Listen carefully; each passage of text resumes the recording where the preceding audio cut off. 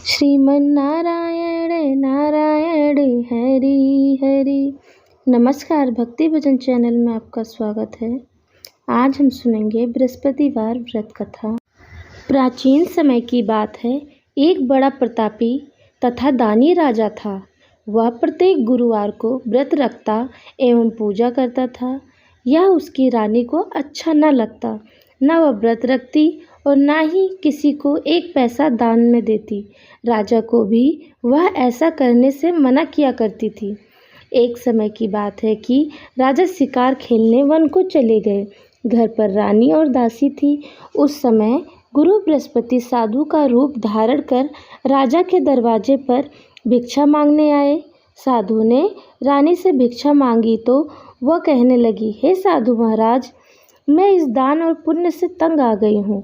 आप कोई ऐसा उपाय बताएं जिससे यह सारा धन नष्ट हो जाए तथा मैं आराम से रह सकूं। साधु रूपी बृहस्पति देव ने कहा, हे देवी, तुम तो बड़ी विचित्र हो। संतान और धन से कोई दुखी होता है? अगर तुम्हारे पास धन अधिक है तो इसे शुभ कार्यों में लगाओ जिससे तुम्हारे दोनों कुल सुधरे। परंतु साधु की इन बातों से रानी खुश नहीं हुई। उसने कहा, मुझे ऐसे धन की आवश्यकता नहीं जिसे मैं अन्य लोगों को दान दूं तथा जिसको संभालने में मेरा सारा समय नष्ट हो जाए। साधु ने कहा, यदि तुम्हारी ऐसी इच्छा है तो जैसा मैं तुम्हें बताता हूँ तुम वैसे ही करना।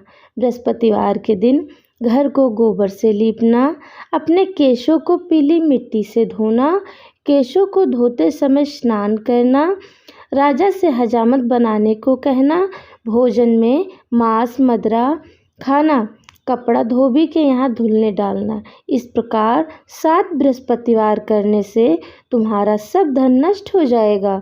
इतना कहकर साधु बने बृहस्पति देव अंतर्ध्यान हो गए। साधु के कहे अनुसार करते हुए रानी को केवल 3 बृहस्पतिवार ही बीते थे कि उसकी समस्त धन संपत्ति नष्ट हो गई। भोजन के लिए परिवार तरसने लगा। एक दिन राजा रानी से बोला, हे रानी, तुम यहीं रहो, मैं दूसरे देश को जाता हूँ क्योंकि यहाँ पर मुझे सभी जानते हैं, इसीलिए मैं यहाँ कोई छोटा कार्य नहीं कर सकता। ऐसा कहकर राजा परदेश चला गया। वहाँ वह जंगल से लकड़ी काट कर लाता और शहर में बेचता। इस तरह वह अपना जीवन व्यतीत करने लगा। इधर राजा के बिना रानी और दासी दुखी रहने लगी। एक समय जब रानी और दासियों को 7 दिन भोजन के रहने पड़ा तो रानी ने अपनी दासी से कहा, हे दासी, पास ही के नगर में मेरी बहन रहती है। वह बड़ी धनवान है। तू उसके पास जा और कुछ ले आ ताकि थोड़ा बहुत गुजर बसर हो जाए। दासी रानी की बहन के पास गई। उस दिन बृहस्पतिवार था। रानी की बहन उस समय बृहस्पतिवार की कथा सुन रही थी। दासी ने रानी की बहन को अपनी रानी का संदेश दिया, लेकिन रानी की बहन ने कोई उत्तर नहीं दिया।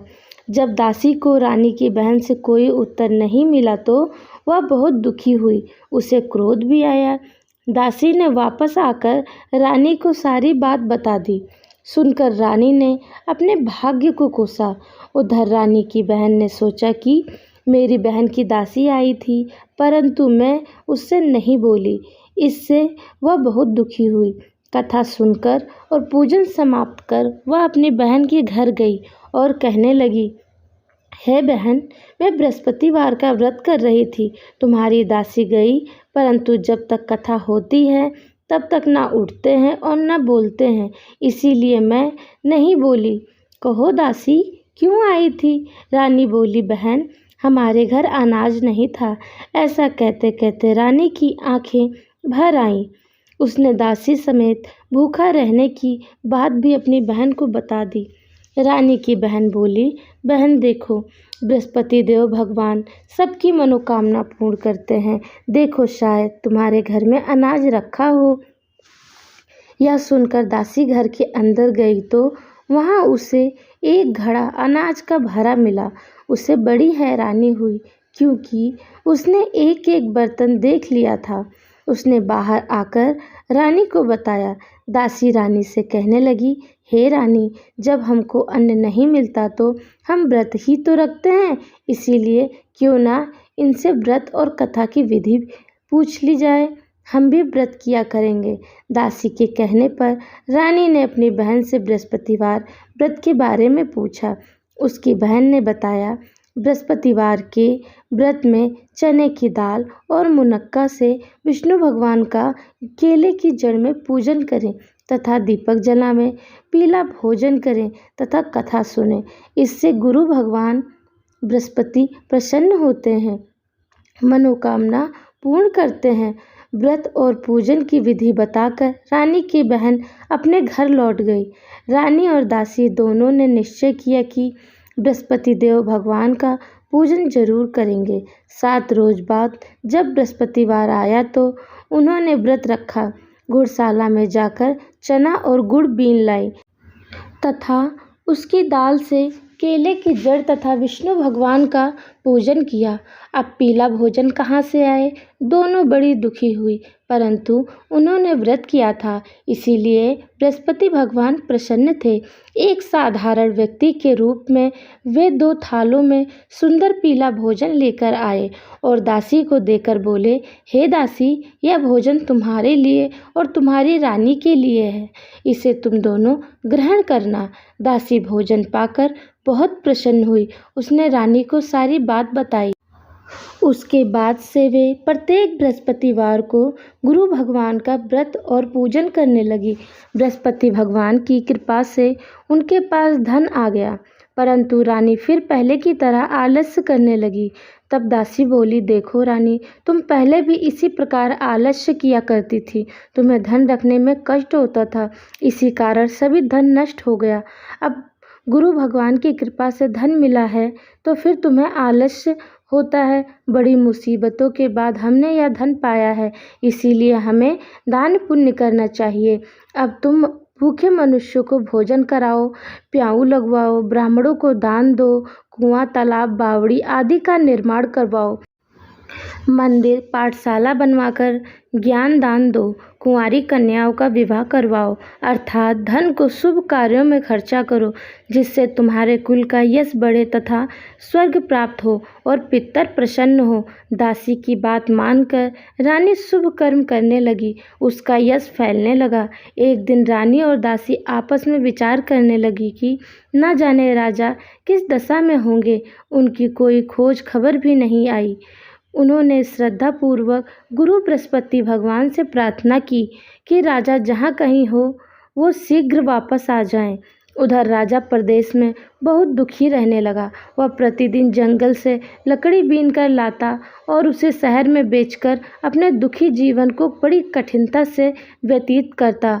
एक दिन दुखी हो अपनी पुरानी बातों को याद करके वह रोने लगा और उदास हो गया। उसी समय राजा के पास बृहस्पति देव साधु के वेश में आकर बोले, लक्कड़हारे, तुम इन सुनसान जंगल में किस चिंता में बैठे हो, मुझे बताओ। यह सुन राजा के नेत्रों में जल भर आया। साधु की वंदना कर राजा ने अपनी संपूर्ण कहानी सुना दी। महात्मा दयालु होते हैं। वे राजा से बोले, हे राजा, तुम्हारी पत्नी ने बृहस्पति देव के प्रति अपराध किया था, जिसके कारण तुम्हारी यह दशा हुई है। अब तुम किसी प्रकार की चिंता मत करो, भगवान तुम्हें पहले से अधिक धन देंगे। देखो, तुम्हारी पत्नी ने बृहस्पतिवार का व्रत प्रारंभ कर दिया है। अब तुम भी बृहस्पतिवार का व्रत करके चने की दाल व गुड़ जल के लोटे में डालकर केले का पूजन करो, फिर कथा कहो या सुनो। भगवान तुम्हारी सब मनोकामना को पूर्ण करेंगे। साधु की बात सुनकर राजा बोला, हे प्रभु, लकड़ी बेचकर तो इतना पैसा भी नहीं बचता जिससे भोजन करने के उपरांत कुछ बचा सकूं। मैंने रात्रि में अपनी रानी को व्याकुल देखा है। मेरे पास कोई साधन नहीं जिससे उसका समाचार जान सकूं। फिर मैं बृहस्पति देव की क्या कहानी कहूँ, यह भी मुझको मालूम नहीं। साधु ने कहा, हे राजा, मन से बृहस्पति भगवान के पूजन व्रत का निश्चय करो। वे स्वयं तुम्हारे लिए कोई राह बना देंगे। बृहस्पतिवार के दिन तुम रोज की तरह लकड़ियां लेकर शहर में जाना।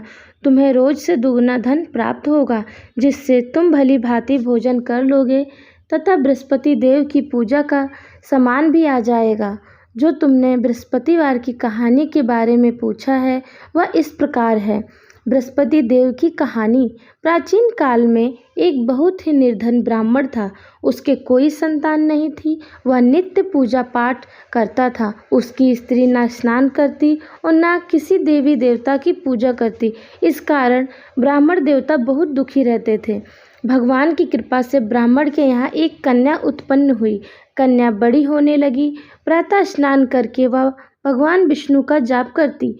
बृहस्पतिवार का व्रत भी करने लगी। पूजा पाठ समाप्त कर पाठशाला जाती तो अपनी मुट्ठी में जौ भरकर ले जाती और पाठशाला जाने के मार्ग में डाल देती। लौटते समय वही जौ स्वर्ण के हो जाते तो उनको बीनकर घर ले आती। एक दिन वह बालिका सूप में उन सोने के जौ को फटक फटक कर साफ कर रही थी। तभी उसकी माँ ने देख लिया और कहा, हे बेटी, सोने के जौ फटकने के लिए सोने का सूप तो होना चाहिए। दूसरे दिन गुरुवार था। कन्या ने व्रत रखा और बृहस्पति देव से सोने का सूप देने की प्रार्थना की। बृहस्पति देव ने उसकी प्रार्थना स्वीकार कर ली। रोज की तरह वह कन्या जौ फैलाती हुई पाठशाला चली गई। पाठशाला से लौटकर जब वह जौ बीन रही थी तो बृहस्पति देव की कृपा से उसे सोने का सूप मिला। उसे वह घर ले आई और उससे जौ साफ करने लगी, परंतु उसकी माँ का वही ढंग रहा। एक दिन की बात है, कन्या सोने के सूप में जब जौ साफ कर रही थी, उस समय उस नगर का राजकुमार वहाँ से निकला। कन्या के रूप को देखकर वह उस पर मोहित हो गया। राजमहल आकर वह भोजन तथा जल त्याग कर उदास होकर लेट गया। राजा को जब राजकुमार द्वारा अन्न जल त्यागने का समाचार ज्ञात हुआ तो अपने मंत्रियों के साथ वह अपने पुत्र के पास गया और कारण पूछा। राजकुमार ने राजा को उस लड़की के घर का पता भी बता दिया। मंत्री उस लड़की के घर गया। मंत्री ने ब्राह्मण के समक्ष राजा की ओर से निवेदन किया। कुछ ही दिन बाद ब्राह्मण की कन्या का विवाह राजकुमार के साथ संपन्न हो गया। कन्या के घर से जाते ही ब्राह्मण के घर में पहले की भांति गरीबी का निवास हो गया। एक दिन दुखी होकर ब्राह्मण अपनी पुत्री से मिलने गए। बेटे ने पिता की अवस्था को देखा और अपनी माँ का समाचार पूछा। ब्राह्मण ने सभी का हाल का सुनाया। कन्या ने बहुत सा धन देकर अपने पिता को विदा कर दिया, लेकिन कुछ दिन बाद फिर वही हाल हो गया। ब्राह्मण फिर अपनी कन्या के यहाँ गया और सभी हाल का सुनाया तो पुत्री बोली, हे पिताजी, आप माताजी को यहाँ लिवा लाओ। मैं उन्हें यह विधि बता दूंगी जिससे गरीबी दूर हो जाएगी। ब्राह्मण देवता अपनी स्त्री को साथ लेकर अपने पुत्री के पास राजमहल पहुँचे तो पुत्री अपनी माँ को समझाने लगी, हे माँ, तुम प्रातःकाल स्नान आदि करके विष्णु भगवान का पूजन करो तो सब दरिद्रता दूर हो जाएगी। परंतु उसकी माँ ने उसकी एक बात भी नहीं मानी। वह प्रातः उठकर अपनी पुत्री का बच्चा जूठा खा लेती थी। एक दिन उसकी पुत्री को बहुत गुस्सा आया। उसने अपनी माँ को एक कोठरी में बंद कर दिया। प्रातः उसे स्नान आदि करा के पूजा पाठ करवाया तो उसकी माँ की बुद्धि ठीक हो गई। इसके बाद वह नियम से पूजा पाठ करने और प्रत्येक बृहस्पतिवार को व्रत रखने लगी। इस व्रत के प्रभाव से मृत्यु के बाद वह स्वर्ग को गई। वह ब्राह्मण भी सुखपूर्वक इस लोक का सुख भोग कर स्वर्ग को प्राप्त हुआ। इस तरह कहानी कहकर साधु देवता वहाँ से लोप हो गए। धीरे धीरे समय व्यतीत होने पर फिर बृहस्पतिवार का दिन आया। राजा जंगल से लकड़ी काटकर शहर में बेचने गया। उसे उस दिन और अधिक दिनों से अधिक धन मिला।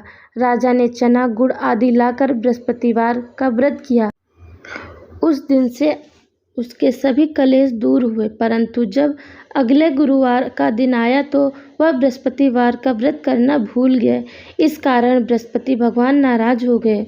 उस दिन उस नगर के राजा ने विशाल यज्ञ का आयोजन किया तथा अपने समस्त राज्य में घोषणा करवा दी कि सभी मेरे यहाँ भोजन करने आवे, किसी के घर चूल्हा न जले। इस यज्ञ को जो ना मानेगा उसको फांसी दे दी जाएगी। राजा की आज्ञा अनुसार राजा के सभी वासी राजा के भोजन में सम्मिलित हुए, लेकिन लकड़हारा कुछ देर से पहुंचा, इसीलिए राजा उसको अपने साथ महल में ले गए। जब राजा लकड़हारे को भोजन करा रहे थे तो रानी की दृष्टि उस खूंटी पर पड़ी जिस पर उसका हार लटका हुआ था। उसे हार खूंटी पर लटका दिखाई नहीं दिया। रानी को निश्चय हो गया कि मेरा हार इस लकड़हारे ने चुरा लिया है। उसी समय सैनिक बुलवाकर उसको जेल में डलवा दिया। लकड़हारा जेल में विचार करने लगा कि न जाने कौन से पूर्व जन्म के कर्म से मुझे यह दुख प्राप्त हुआ है, और जंगल में मिले साधु को याद करने लगा। तत्काल बृहस्पति देव साधु के रूप में प्रकट हो गए और कहने लगे, अरे मूर्ख, तूने बृहस्पति देवता की कथा नहीं की, इसी कारण तुझे दुख प्राप्त हुआ है। अब तू चिंता मत कर। बृहस्पतिवार के दिन जेल खाने के दरवाजे पर तुझे 4 पैसे पड़े मिलेंगे। तू उनसे बृहस्पतिवार की पूजा करना तो तेरे सभी कष्ट दूर हो जाएंगे। अगले बृहस्पतिवार उसे जेल के द्वार पर 4 पैसे मिले। राजा ने पूजा का सामान मंगवाकर कथा कही और प्रसाद बांटा। उसी रात्रि में बृहस्पति देव ने उस नगर के राजा को स्वप्न में कहा, हे राजा, तूने जिसे जेल में बंद किया है उसे कल छोड़ देना, वह निर्दोष है। वह राजा प्रातःकाल उठ और खूंटी पर हार टंगा देखकर लकड़हारे को बुलाकर क्षमा मांगी तथा राजा के योग्य सुंदर वस्त्र आभूषण भेंट कर उसे विदा किया। गुरुदेव की आज्ञा अनुसार राजा अपने नगर को चल दिया। राजा जब नगर के निकट पहुंचा तो उसे बड़ा ही आश्चर्य हुआ। नगर में पहले से अधिक बाग, तालाब और कुएं तथा बहुत सी धर्मशालाएं, मंदिर आदि बने हुए थे। राजा ने पूछा कि यह किसका बाग और धर्मशाला है। तब नगर के सब लोग कहने लगे कि यह सब रानी और दासी द्वारा बनवाए गए हैं। राजा को आश्चर्य हुआ और गुस्सा भी आया कि उसकी अनुपस्थिति में रानी के पास धन कहाँ से आया होगा। जब रानी ने यह खबर सुनी कि राजा आ रहे हैं तो उसने अपनी दासी से कहा, हे दासी, देख, राजा हमको कितनी बुरी हालत में छोड़ गए थे। वह हमारी ऐसी हालत देखकर लौट न जाएं, इसीलिए तू दरवाजे पर खड़ी हो जा। रानी की आज्ञा अनुसार दासी दरवाजे पर खड़ी हो गई और जब राजा आए तो उन्हें अपने साथ महल में लिवा लाई। तब राजा ने क्रोध करके अपनी तलवार निकाली और पूछने लगा, बताओ, यह धन तुम्हें कैसे प्राप्त हुआ है। तब रानी ने सारी कथा सुनाई। राजा ने निश्चय किया कि मैं रोजाना 3 दिन में 3 बार कथा कहा करूँगा तथा रोज व्रत किया करूँगा। अब हर समय राजा के रुपट्टे में चने दाल बंधी रहती थी तथा दिन में 3 बार कथा कहता। एक रोज राजा ने विचार किया कि चलो अपनी बहन के यहाँ हो आऊं। इस तरह का निश्चय कर राजा घोड़े पर सवार हो अपनी बहन के यहाँ चल दिया। मार्ग में उसने देखा कि कुछ आदमी एक मुर्दे को लिए जा रहे थे। उन्हें रोककर राजा कहने लगा, अरे भाई, मेरी बृहस्पति देव की कथा सुन लो। वे बोले, लो, हमारा तो आदमी मर गया है, इसको अपनी कथा की पड़ी है। परंतु कुछ आदमी बोले, अच्छा कहो, हम तुम्हारी कथा भी सुनेंगे। राजा ने दाल निकाली और कथा कहनी शुरू कर दी। जब कथा आधी हुई तो मुर्दा हिलने लगा और जब कथा समाप्त हुई तो राम राम करके वह मुर्दा खड़ा हो गया। राजा आगे बढ़ा। उसे चलते चलते शाम हो गई। आगे मार्ग में उसे एक किसान खेत में हल चलाता मिला। राजा ने उससे कथा सुनने का आग्रह किया, लेकिन वह नहीं माना। राजा आगे चल पड़ा। राजा के हटते ही बैल पछाड़ खाकर गिर गए तथा किसान के पेट में बहुत जोर से दर्द होने लगा। उसी समय किसान की पत्नी रोटी लेकर आई। उसने जब देखा तो अपने पुत्र से सब हाल पूछा। बेटे ने सभी हाल बता दिया। बुढ़िया दौड़ी दौड़ी उस घुड़सवार के पास गई और बोली, मैं तेरी कथा सुनूंगी, तू अपनी कथा मेरे खेत पर ही चलकर कहना। राजा ने लौटकर बुढ़िया के खेत पर जाकर कथा कही, जिसके सुनते ही बैल खड़े हो गए तथा किसान के पेट का दर्द भी बंद हो गया। राजा अपनी बहन के घर पहुंच गया। बहन ने भाई की खूब मेहमानी की। दूसरे रोज प्रातःकाल राजा जागा तो वह देखने लगा कि सब लोग भोजन कर रहे हैं। राजा ने अपनी बहन से जब पूछा, ऐसा कोई मनुष्य है जिसने भोजन नहीं किया हो, जो मेरी बृहस्पतिवार की कथा सुन ले। बहन बोली, हे भैया, यह देश ऐसा ही है। पहले यहाँ के लोग भोजन करते हैं, बाद में अन्य काम करते हैं। फिर वह एक कुम्हार के घर गई जिसका लड़का बीमार था। उसे मालूम हुआ कि उसके यहाँ 3 दिन से किसी ने भोजन नहीं किया है। रानी ने अपने भाई की कथा सुनने के लिए कुम्हार से कहा। वह तैयार हो गया। राजा ने जाकर बृहस्पतिवार की कथा कही, जिसको सुनकर उसका लड़का ठीक हो गया।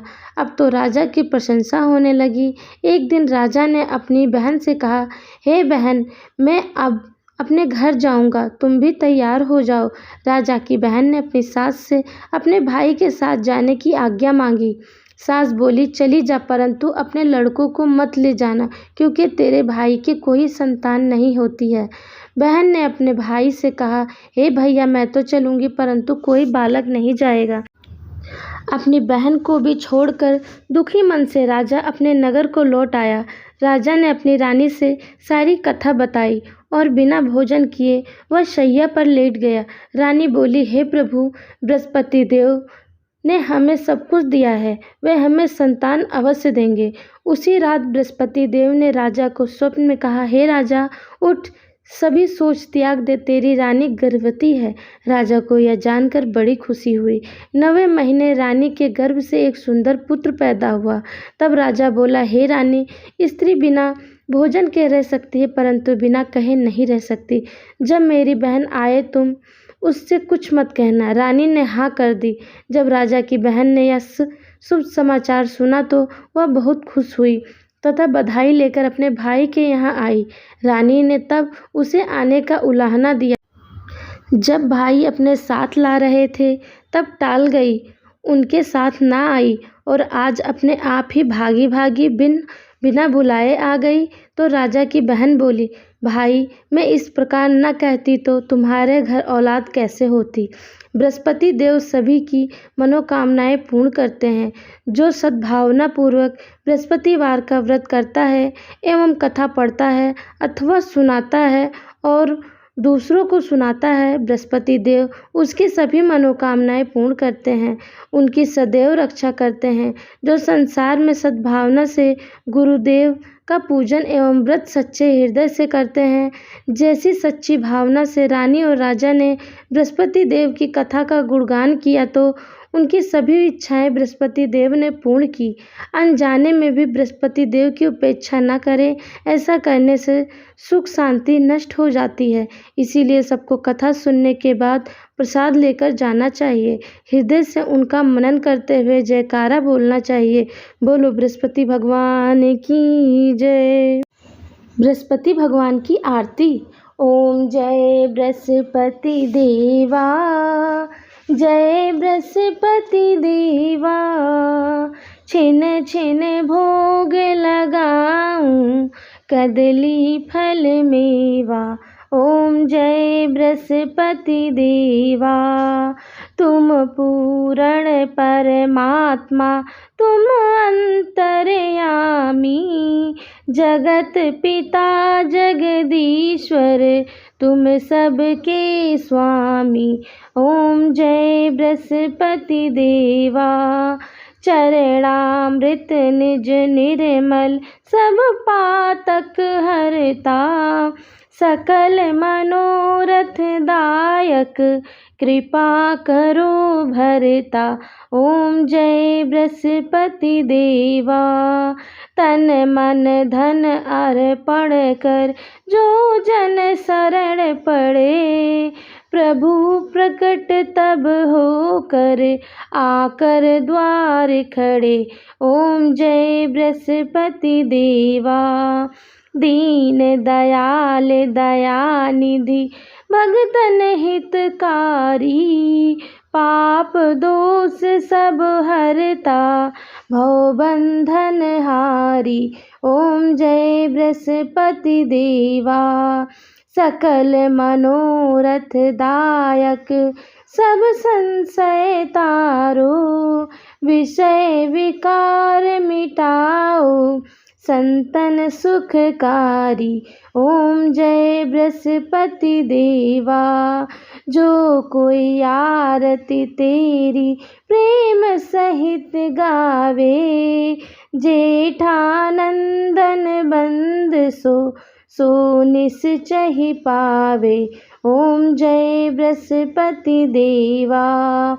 सब बोलो विष्णु भगवान की जय, सब बोलो बृहस्पति भगवान की जय।